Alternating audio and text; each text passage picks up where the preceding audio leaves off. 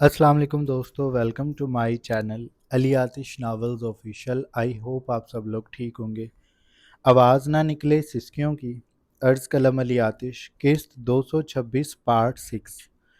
Rash driving की वजह से पुलिस उसके बंगले तक पहुंच चुकी थी। वो अंदर से तपा हुआ था और उसका बस नहीं चल रहा था कि पुलिस के लायानी सवालों पे उनका मुंह तोड़ दे, जबकि वो अपनी जगह ठीक थे।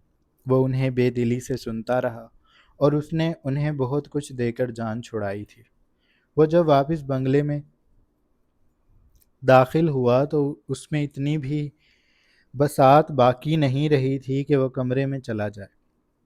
वो थके हारे अंदाज में बेढब कदमों से सोफे पे ही ढह गया।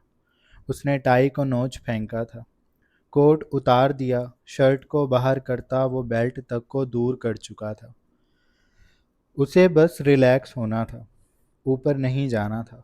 ऊपर गया तो वो एक बार फिर वही सब करने का सोचेगा जिसे करने से वो खुद को बाज रखे यहाँ बैठा था। वो नमल की पोजीशन नहीं समझ रहा था। एक अंगूठी गुम हो जाने पे वो कैसे इतनी बुरी तरह डर सकती है। क्या कभी शायान ने उससे सवाल किया कि पैसे कैसे, कहाँ, कब खर्च हुए? उसने कभी नमल से सवाल नहीं किया था, तो वो उस अंगूठी का भी ना पूछता। नमल बता देती या ना भी बताती तो वो ये कह देती कि उसकी अंगूठी गुम हो गई है, शायान नहीं ला देता।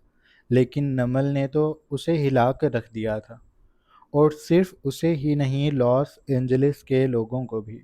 शायान का पॉकेट में रखा मोबाइल बार बार थरथरा रहा था। उसने फ़ोन निकाला तो कॉल डैड की थी। उससे पहले सुहाना की कई कॉल्स आई हुई थी। शायान ने ना चाहते हुए भी कॉल उठा ली थी। खामोश बंगले में उसकी बोझल आवाज़ गूंजने लगी थी। जर्द रोशनियां सिमट कर उसके करीब जैसे साथ देने आ गई थी। वो उसके पैरों में बिछी बस उसे तक रही थी, किसी दासी की मानिद। शायान पत्थर का भगवान बना, उनसे बेनियाज था। फोन को कान से लगाए वो गर्दन की पुश्त को सोफे से टिकाए आंखें मूंदे हुए थे। मंसूर साहब ने छूटते ही नमल का पूछा था। वो बहुत परेशान थी। अंगूठी यहाँ भी नहीं है, उन्होंने बताया। नमल की परेशानी ने सबको परेशान किया हुआ था। कोई बात नहीं, वो यहीं कहीं रखकर भूल गई होगी। आप लोग फिक्र ना करें, मैं देख लूँगा, मैं संभालता हूँ उसे। शायान ने लहजे की इस्तकामत को बरकरार रखते हुए जवाब दिया था। तुम ठीक हो? वो बाप थे, उसकी गिरां आवाज़ कैसे ना पहचानते। शायान ने अपनी दिल बर्दाश्ता और मुतज़ब्ज़ब कैफियत को खुद में और समेट लिया। हाँ डैड, मैं ठीक हूँ, और आपकी बहू भी ठीक है। आप परेशान ना हों, मैं उसकी अंगूठी यहीं कहीं से ढूंढ निकालूंगा। मैं आ गया हूँ ऑफिस से, अब मैंने यही काम करना है। वो बेजारी से गोया हुआ पुराने शायान की झलक महसूस करते ही मंसूर साहब पुरसकून हो गए। अच्छा ठीक है, ध्यान रखना अपने सबका, मैं फ़ोन रखता हूँ। उन्होंने कॉल काट दी थी। शायान ने फ़ोन को सोफे पे ही उछाल दिया था। रोशनियां वैसे ही उसके कदमों में बिछी उसे तकती थी। ये न जाने ये जानने को बेताब कि वो अब क्या करेगा। चंद मिनटों में उसने मौत को सर पर चकराते खुद को भयानक आंखों से तकते देख लिया था। वो नमल की इस बेवकूफ़ी पे खुद को पहले जैसा बेपरवाह नहीं कर पा रहा था। उसने कई बार नमल को कहा था कि वो चीज़ों को लाइट लिया करे, और अब उसकी हालत भी ये है कि वो इस तरह की बातें करे। शायान का एक एक लम्हा अजियत और परेशानी में गुजरा था। उसका सर फटने को हो रहा था। वो उंगलियों से कनपटियों को सहलाता रहा। फिर उसने उठने की कोशिश की। वो जानता था कि वो क्या करके आया है, पर वो ये नहीं जानता था कि वो अब जाकर क्या करेगा। लेकिन एक सबक वो खुद को तोते की तरह रटवा रहा था कि उसने अब नमल को कुछ नहीं कहना। कमरे में वो वहीं खड़ी थी जहां शायान उसे छोड़कर गया था। उसके अंदर आने, दरवाज़ा बंद करने तक वो वैसे ही खड़ी रही। फिर जैसे पत्थर में दरार पड़ी थी, वो पलट गई। छोटे छोटे कदम लेती वो जाकर बेड पे लेट गई। कंबल को सीने तक करके वो आंखों को मूंद चुकी थी। आंखें जैसे ही बंद हुई, वहां जमा हुआ पानी बहकर कनपट्टियों से होता हुआ तकिए में चला गया। शायान ने उससे कोई बात नहीं की थी। वो फ्रेश होने चला गया था। जब वो वापस आया, उसके बदन पे बस ट्राउजर था। बाल खुश्क करके वो कमरे की रोशनियां मद्धम करके लेट गया था। नमल की उसकी तरफ पुश्त थी। शायान ने भी उसकी जानिब पुश्त कर ली। वो दोनों एक दूसरे को देखने से इज्तनाब बरत रहे थे, लेकिन इस बात से इत्तफाक रखते थे कि वो इस मामले पे बात किए बगैर सो नहीं सकेंगे। सारी गलती मेरी है, नमल ने हिम्मत करके कहना शुरू किया। लरजते लबों को भींच भींच कर वो अपनी सिसकियां घोंट रही थी। मुझे आपको कॉल करके परेशान नहीं करना चाहिए था। वो अंगूठी में खुद को तलाश कर सकती थी, पर मैंने। वो मज़ीद बोलने से पहले आंसुओं के फंदे के बाइस डगमगा गई। थूक को निगल कर वो दोबारा बोली, मुझे माफ़ कर दें, मैं सच में पागल हूँ। कहकर उसने अपने हाथ को सख्ती से अपने मुंह पर रख लिया था। शायान दिल गिरफ्ती से उसे सुनता रहा। उसने फैसला किया था कि वह नमल से बात ही नहीं करेगा जब तक नमल को अपनी गलती का एहसास नहीं हो जाता। वह नमल को ज़्यादा तड़पाना चाहता था, लेकिन यह दिल कहाँ उसकी सुनता था। नहीं, मेरी गलती है, उसने आहिस्तगी से नमल की तरफ करवट ले ली। उसकी कमर का गला उसकी कमर को यांग कर रहा था। शायान ने अपनी उंगली का पोर वहां रखा और उसे ट्रेस करने लगा। मुझे खुद से इतना सब नहीं सोचना चाहिए था। तुम्हारे पास अपनी परेशानी बयान करने के लिए मेरे अलावा कोई और नहीं है, तो तुम मुझसे ही कहोगी। लेकिन नमल, वो नून खींचकर मीम की जानिब जा रहा था। नमल उसकी मुतहरिक उंगली के लम्स को आंखें मूंदे अपने अंदर तक सरायत करती महसूस कर रही थी। वो अब मसीहाई कर रहा था। नमल के बाजू में तकलीफ थी और उससे बढ़कर दिल में थी, जो उसकी बातों से टूट गया था। और दिल से कहीं ज़्यादा नमल उन निगाहों से तकलीफ महसूस कर रही थी जिनमें नाउम्मीदी थी, तासुफ था। यूं लग रहा था जैसे शायान उसे कह रहा हो कि वो कभी समझदार नहीं हो सकती। शायान को ऐसी बेवकूफ़ बीवी नहीं चाहिए थी। नमल उसके मेयार के मुताबिक नहीं थी। उन निगाहों के कितने मतलब निकलते थे, लेकिन वो उसे मज़ीद सोचने का हक नहीं दे रहा था। वो तो उंगली से उस पे मंतर लिख रहा था। उसका नाम मुकम्मल कर लेने के बाद वो दिल बनाकर अब अपने नाम को दर्ज कर रहा था।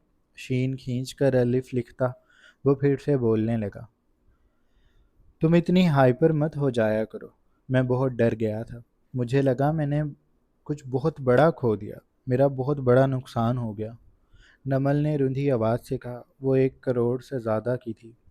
शायान ने ये खींचकर अलिफ के संग जोड़ दिया। नून बाकी था। तुमसे ज़्यादा महंगा शायान मंसूर के पास कुछ भी नहीं, गोशू। और अब तो तुम 3 हिस्सों में बट गई हो। मेरी जान 3 टुकड़ों में तुम्हारे पास है, और मुझे लगा मैंने कोई एक टुकड़ा खो दिया। शायान की आंखों के गोशे भीगने लगे थे। वो बहुत थक गया था। ये कुछ वक्त की भाग दौड़ उसे सदियों जैसी लगती थी।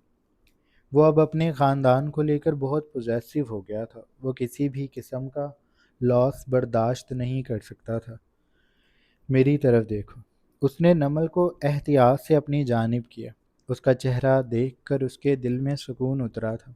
कमरे की हल्की सफ़ेद रोशनी चांद की चांदनी जैसी लगती थी, या फिर उस लड़की का हुस्न ही ऐसा था कि ज़रा सी रोशनी उसे दमकने पे मजबूर करती थी। बहुत बुरा हूँ मैं। वो उसकी शर्ट को धीरे से कांधों से खींचता, परे करता, उसके कांधे की स्ट्रेप में उंगली को उलझाता, उसे भी नीचे की जानिब करता दूर कर चुका था। नमल के जिस्म के सिरे तनाव से भरते शायान में करंट दौड़ा रहे थे। उसने नमल के पेट पे हथेली रखी। अपने बच्चों को महसूस करते वो आंखें मूंद गया। मेरी बेटियां क्या सोच रही होंगी? उनका अब्बा कितना निकम्मा है। ज़रा सी बात पे उनकी माँ को मारने को हो गया। वो झुका और नमल के पेट को बोसा दिया। आई एम सॉरी बच्चों, बाबा ऐसे ही हैं। बाबा अभी इतने पोजेसिव हो रहे हैं। जब आप बाबा की गोद में आ जाओगे تو بابا آپ کو باہر ہی نہیں لے کے جایا کریں گے، انہیں بہت ڈر لگنے لگ جائے گا۔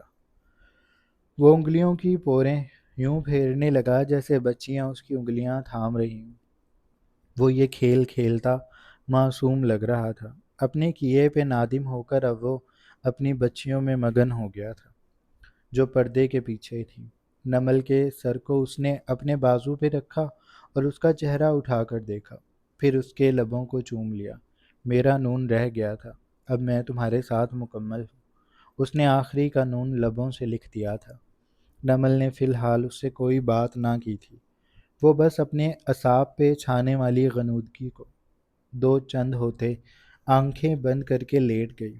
شایان دوبارہ اپنی بچیوں کے ساتھ کھیلنے لگا تھا۔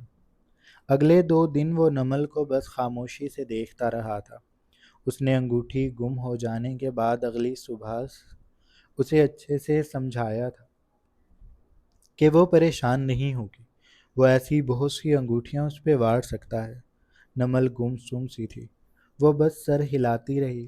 شایان کو لگا وہ کسی پتھر سے باتیں کر رہا ہے یا کسی درخت کی شاخ سے جو ہوا کے دوش پہ بس جھول رہی تھی۔ اسے نمل کی گردن، شاخ اور اس کا چہرہ خاموش پھول لگا جو بس ہل رہا تھا۔ شایان جب سمجھا سمجھا کر تھک گیا تو خود ہی چپ ہو گیا۔ 2 دن ایسے ہی خاموش کٹے تھے۔ شایان آفس سے آنے کے بعد بھی اسے گہری مشاہدہ کرتی آنکھوں سے دیکھتا رہتا تھا۔ گھر کے ملازمین سے بھی برابر خبر لے رہا تھا کہ نمل اس کے جانے کے بعد کیا کرتی ہے۔ ملازم اسے بتا رہے تھے کہ وہ گھر میں چھوٹے چھوٹے قدموں سے بے آواز پھرتی رہتی ہے، اس کی نگاہیں متلاشی ہوتی ہیں، کچھ یاد آنے پہ اچانک کھڑی ہو جاتی ہے اور پھر چلتی ہے، چیزیں کھنگال کر دیکھتی ہے، اور ہر بار اس کے ماتھے پہ پسینے نمایاں ہوتے ہیں۔ وہ تھک رہی تھی اور شایان کی بس ہو رہی تھی۔ یہ تیسرا دن تھا جب وہ اٹھا۔ اس نے نمل کو اپنے سامنے بٹھایا۔ تمہیں سمجھ نہیں آ رہی کہ میں ہر روز کیا کہہ کر جا رہا ہوں؟ وہ سنجیدہ تھا لیکن لہجہ برہم نہ تھا۔ وہ بہت آرام سے سوال کر رہا تھا۔ نمل کی آنکھوں میں آنسو تیرنے لگے۔ وہ بہت مہنگی تھی، مجھے یاد ہے میرے ہاتھ میں تھی جب ہم گھر آئے، پھر پتہ نہیں کیسے وہ گر گئی۔ مجھے سکون نہیں آئے گا شایان اگر وہ مجھے نہ ملی تو۔ اس نے اپنے چہرے کو ہاتھوں میں چھپا لیا تھا۔ اس کی سسکیاں شایان کو تکلیف پہنچا رہی تھی۔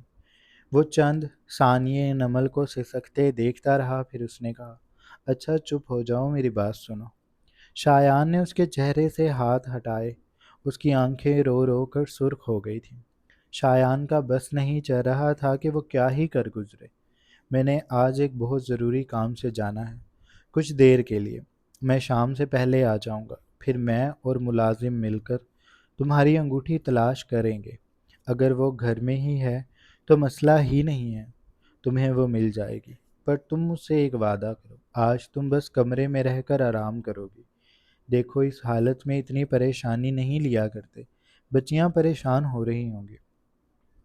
تم چاہتی ہو کہ وہ تمہارے اندر اس ساری پریشانی کو برداشت کریں اور اداس ہو جائیں۔ نمل نے سر دائیں بائیں ہلا دیا۔ شایان رسان سے مسکرایا، تو میرے بیٹے اب نہیں رونا، میری جان نکل رہی ہے تمہیں ایسے دیکھ کر۔ دیکھنا آج مل جائے گی، میں پوری جان لگا دوں گا، وہ کہیں بھی ہوگی میں ڈھونڈ نکالوں گا۔ اس نے نمل کو تسلی دی اور کام پہ چلا گیا۔ آج نمل اس سے وعدے کے مطابق کمرے میں ہی رہی تھی، لیکن وہ بس ایک ہی دعا کر رہی تھی کہ انگوٹھی مل جائے۔ شام میں جب شایان آیا تو اس نے آتے ہی کپڑے بدلے اور سارے ملازمین کو سامنے قطار در قطار کھڑا کر لیا۔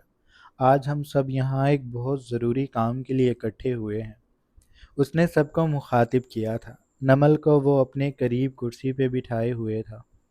میری جان کی سب سے قیمتی چیز گم ہو گئی ہے، وہ انگوٹھی تھی، میں دکھاتا ہوں آپ لوگوں کو کہ وہ کیسی نظر آتی تھی۔ اس کے بعد ہم اس گھر کا چپا چپا چھانیں گے، ہمیں آج وہ انگوٹھی کسی بھی حال میں ڈھونڈنی ہے۔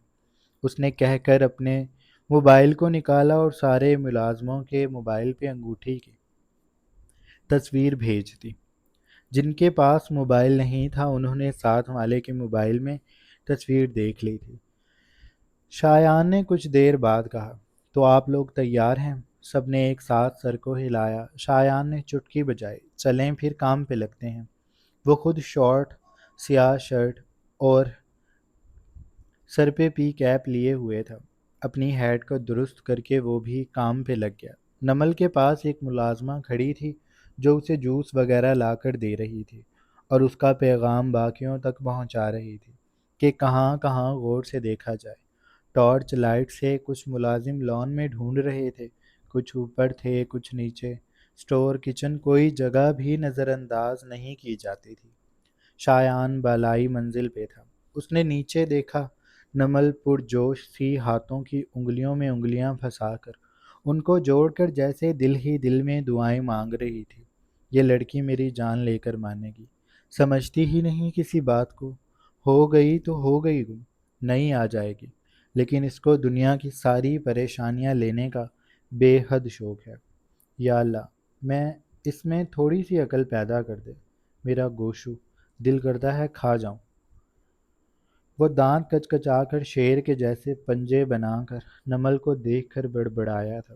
پھر اس نے اشارے سے سب سے تیز ملازمہ کو اپنی طرف محتاط انداز میں بلایا۔ جب ملازمہ اس کے پاس آ گئی تو اس نے دور ہو کر کمرے کے دروازے کے قریب جا کر اپنی جیب میں ہاتھ ڈالا اور وہاں سے انگوٹھی نکال کر اس کے سامنے کی۔ یہ تم کچھ دیر بعد چیختی چلاتی میڈم کو دو گی اور کہنا کہ یہ تمہیں ملی ہے، اس واس کے نیچے۔ وہ ایک بڑے سے واس کی طرف اشارہ کر کے بولا تھا جو لکڑی کے چوبی پھٹے پہ رکھا تھا۔ اس کے نیچے فرش سے اتنا فاصلہ تھا کہ انگوٹھی جا سکتی تھی۔ ملازمہ شایان کے ہاتھ میں انگوٹھی دیکھ کر حیرت سے گویا ہوئی۔ صاحب، یہ آپ نے چھپائی تھی؟ شایان نے سر پیٹ لیا۔ نہیں بے وقوف، میں نہیں لایا ہوں، اور اب تم زیادہ سوال مت کرو، جو کہا وہ کرو، اور اگر تم نے سچ جا کر نمل کو بتایا تو میں تمہیں سب سے اوپر والی منزل سے نیچے پھینک دوں گا، یا تم پہ ہی اس انگوٹھی کے چوری کرنے کا الزام لگا کر تمہیں جیل میں ڈلوا دوں گا، اور پھر تمہیں پھانسی ہو جائے گی۔ ملازمہ کو لگا اس کے گلے میں پھندا ڈل بھی گیا۔ وہ گلے کو سہلاتی کھانسنے لگی۔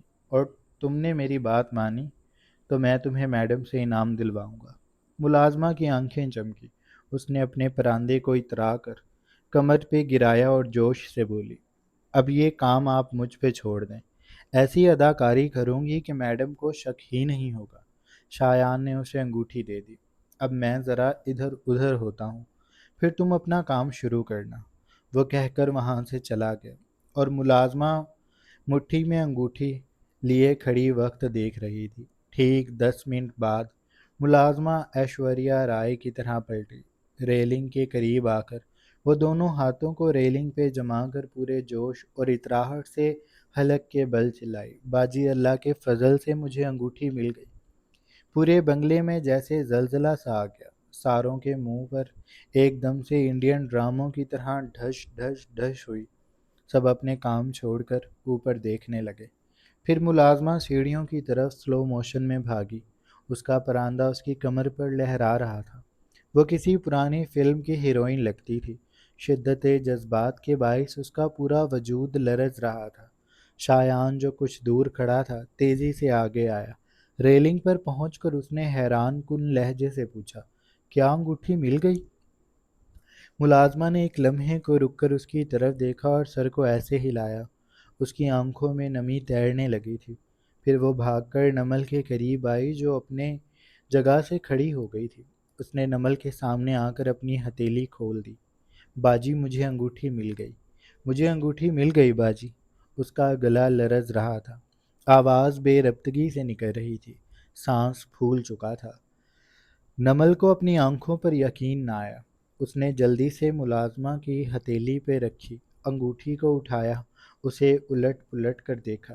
یہ بالکل ویسی ہی انگوٹھی تھی، بالکل ویسی۔ شایان نے کسی بھی طرح کی غلطی نہیں کی تھی۔ شایان بھی جلدی جلدی سیڑھیاں اتر کر آ گیا تھا۔ لان میں محنت کش ملازم جو ٹارچ کی روشنی میں انگوٹھی ڈھونڈ رہے تھے، انہیں ایک ملازم جا کر بلا لایا تھا، اور اب نمل ملازموں کے نرغے میں کھڑی انگوٹھی کو سینے سے لگائے رو رہی تھی۔ یا اللہ تیرا شکر ہے یہ مل گئی، یا اللہ تیرا لاکھ لاکھ شکر ہے۔ شایان نے اس کی خوشی دیکھی تو وہ جل کر رہ گیا۔ اتنی خوشی تو وہ تب بھی نہ ہوتی جب کبھی شایان گم ہو کر واپس اسے ملتا۔ ایک انگوٹھی کی اہمیت شایان سے کہیں زیادہ تھی۔ شایان شایان کا دل ہی ٹوٹ گیا۔ اس نے ہلکا سا سر جھٹکا، پھر اپنے آپ کو نارمل کرتے ہوئے وہ نمل کے قریب آیا۔ نمل نے شایان کو دیکھا، وہ اس کے سینے سے لگ گئی۔ شایان مجھے انگوٹھی مل گئی۔ شایان نے سکون بھرا سانس لیا۔ میں نے تمہیں کہا تھا نا مل جائے گی، تم اکیلی ڈھونڈتی رہی، اب دیکھو ہم سب نے کوشش کی تو مل بھی گئی۔ وہ نمل کی کمر کو سہلا کر ملازمہ کی جانب متوجہ ہوا۔ تم نے بہت اچھا کام کیا ہے، اب تمہیں میڈم انعام دیں گی۔ تمہارا بہت بہت شکریہ، تم نے اتنی مہنگی چیز ہمارے لیے ڈھونڈ نکالی۔ وہ اس کو داد دے رہا تھا۔ ملازمہ نے تشکر سے سر کو خم دیا، سینے پہ ہاتھ رکھ کر وہ بہت عاجزی سے بولی، صاحب ہم لوگوں کا تو کام ہی ہے آپ لوگوں کی ملازمت کرنا۔ شایان اس کی ایکٹنگ کا دل دادا ہو گیا تھا۔ کیا کمال کی اداکاری کر رہی تھی یہ عورت۔ شایان نے اپنا والیٹ نکالا اور نمل کے ہاتھ پہ رکھ دیا۔ نمل نے جلدی سے انگوٹھی کو اپنی انگلی میں پھنسایا، اسے چوما اور پھر والیٹ کو کھولا۔ 500 نکال کر ملازمہ کی طرف بڑھا دیا۔ ملازمہ کی آنکھوں میں صدمہ در آیا۔ شایان بھی چونکا تھا۔ نمل صرف 500؟ نمل کو اگر والیٹ میں 100 روپے کا نوٹ ملتا تو وہ ملازمہ کو اس سے ٹرخا دیتی، لیکن اس کی مجبوری تھی کہ وہ والیٹ میں 500 تھا۔ نمل نے شایان کو حیرت سے دیکھا۔ 500 کم نہیں ہوتے شایان۔ شایان کے لب بھینچ گئے۔ یہ لڑکی ملازمہ کو غصہ دلا کر سچ اگلوا لے گی۔ اس نے بس اپنا سر نہیں پیٹا تھا۔ پھر اس نے نمل کے ہاتھ سے والیٹ لیا اور اس میں سے 5000 کا نوٹ نکال کر ملازمہ کو دے دیا۔ نمل کا حیرانی سے منہ کھل گیا۔ وہ پلٹی دانتوں کو بھینچ کر بولی، اتنے سارے پیسے دینے کی کیا ضرورت ہے؟ شایان نے اس کی بات پہ سر جھٹکا، کوئی بات نہیں، انہوں نے ہماری مدد کی ہے، اتنا تو حق بنتا ہے، اس نے کہہ کر والیٹ کو جیب میں ڈالا اور پھر سارے ملازموں کو مخاطب کر کے بولا، آج سب کو میری طرف سے پیزا۔ سارے ملازموں میں خوشی کی لہر دوڑ گئی۔ نمل کو اس بات پر بھی اعتراض تھا، پر وہ انگوٹھی مل جانے کی خوشی میں اس قدر ڈوب گئی تھی کہ وہ کوئی اور سوال نہ کر سکی۔ وہ بار بار اپنی انگوٹھی کو دیکھ رہی تھی، اسے چوم رہی تھی، اور شایان شکر ادا کر رہا تھا کہ اس نے ایک اور دن گزرنے سے پہلے انگوٹھی کا انتظام کر لیا، ورنہ کل تک یہ لڑکی دم توڑ دیتی۔ ملازموں کو دی جانے والی دعوت کے بعد وہ نمل کو لے کر کمرے میں آ گیا تھا۔ نمل اور شایان دونوں ہی تھک گئے تھے۔ اس نے کمرے میں آ کر نمل کو بیڈ پہ احتیاط سے لٹایا اور اس کے اوپر آ کر اس کے چہرے کو دیکھتے ہوئے گویا ہوا، 2 دنوں سے میری جان نکال رکھی تھی تم نے، میں نے کہا تھا نا انگوٹھی مل جائے گی۔ گھر میں گم ہوئی چیزیں کہیں بھی نہیں جاتی، یہ گھر میں ہی مل جاتی ہیں، اس نے کہہ کر نمل کے ماتھے کو چوما، پھر وہ اس کے پہلو میں لیٹ کر اس کے ہاتھ کو تھام کر دباؤ دینے لگا۔ میں نے تمہاری ٹینشن کم کر دی نا؟ نمل نے سر ہلایا۔ اب تمہاری باری، مجھے ہاتھ سے سکون دو، مجھے بھی انعام چاہیے۔ وہ اپنے شارٹس کو ڈھیلا کر کے جلدی روشنیوں میں خود کو نمل کے سامنے عیاں کر گیا تھا۔ نمل دھک سے رہ گئی۔ اس نے رخ موڑا۔ بہت بار مجھے دیکھ چکی ہو تم ایسے، ہاں آج لائٹ ذرا زیادہ ہیں تو اس کو تھام لو، تمہارے ہاتھ کا لمس چاہتا ہے یہ تناؤ کے لیے۔ وہ اپنی مخصوص جگہ پہ نمل کے ہاتھ کو لے گیا۔ شایان نہیں، اس نے منت سی کی۔ شایان نے اسے آنکھیں دکھائی، میں کروں گا تو سارے جنونی شبنم کے قطرے تم پہ بہا دوں گا، اس نے کہہ کر نمل کے ہاتھ کو شدت سے اپنے جوان جذبے سے بھرا۔ نمل کی مٹھی بند ہونے سے قاصر تھی، اس کی ہتھیلی میں گرم شعلہ سما گیا تھا جو اس کے ہاتھ کو جلانے لگا تھا۔ شایان اس کی بے چینیوں کی پرواہ کیے بنا بس اپنے آپ کو سہلا رہا تھا۔ کرتی رہو، رکنا نہیں۔ اس نے گہرے گہرے سانس بھرتے آنکھیں موند لی تھیں۔ کمرے کی روشنیاں اس نے تب بجھائی تھیں جب وہ بری طرح کاں کر نمل کو خود میں سمیٹ گیا تھا۔ اس کی گراہٹیں شیر جیسی تھیں اور نمل خود بھی ہانپتی اپنے ہاتھ کو کانپتے ہوئے دیکھ رہی تھی۔ ہر طرف شایان کا جنون قطرہ قطرہ بکھر گیا تھا۔ جاری ہے۔ جناب یہ تھی ہماری آج کی ایپیسوڈ۔ آئی ہوپ آپ لوگوں کو اچھی لگی ہوگی۔ اگر آپ کو قسط اچھی لگی ہے تو آپ چینل کو لازمی سبسکرائب کر لیں، بیل آئیکن کے بٹن کو بھی پریس کر لیں اور اپنا ڈھیر سارا خیال رکھیے گا۔ بہت جلد ایک نئی قسط کے ساتھ حاضر ہوں گے۔ تب تک کے لیے اللہ حافظ۔